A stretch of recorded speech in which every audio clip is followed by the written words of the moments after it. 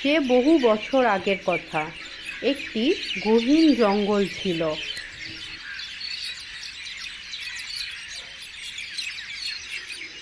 সেই জঙ্গলে বাস করত নানান ধরনের পশু পাখি।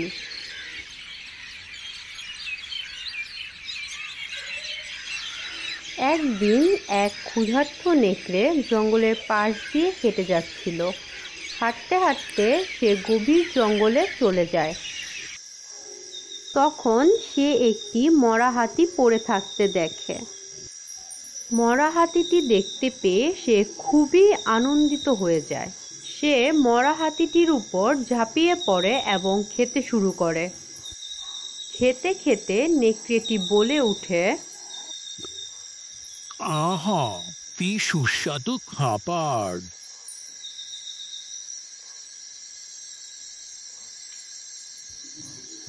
খেতে খেতে একটি হাড় নেকড়েটির গলায় আটকে যায়।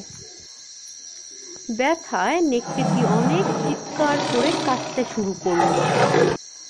নেকড়ে অনেক চেষ্টা করলো হাড়টিকে তার গলা থেকে বের করার জন্য, কিন্তু সে ব্যর্থ হলো। বারবার চেষ্টা করার পর সে যখন ব্যর্থ হয়, তখন সে গহীন বনের ঝিলের ধারে যায়।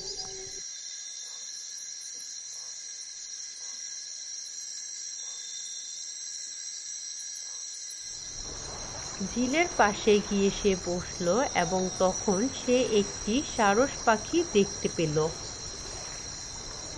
সে সারস পাখিটির কাছে গিয়ে বলল, একটা হাড় আমার গলা আটকে গেছে। যখন আমি খাবার খাচ্ছিলাম, হাড়টি আমাকে অনেক যন্ত্রণা দিচ্ছে। তুমি তোমার ওই লম্বা ঠোঁট দিয়ে আমার গলা থেকে হাড়টিকে বের করে দিতে পারবে? আমাকে এই যন্ত্রণা থেকে মুক্তি দিতে সহায়তা করবে? আমি তোমাকে দিব্যি দিচ্ছি যে প্রতিদান আমি তোমাকে দেব। সারস পাখিটি তখন নেকড়ের কথায় রাজি হয়ে গেল। সারস পাখিটি তার লম্বা ঠোঁট নেকড়ের গলায় ঢুকিয়ে দিল। এরপর সে হাড়টিকে বের করে নিয়ে আসলো। হাড়টি গলা থেকে বের করার পর নেকড়ে খুবই আরাম বোধ করল। তখন সারস পাখি নেকড়েকে বলল, এখন আমার কাজের প্রতিদান দাও।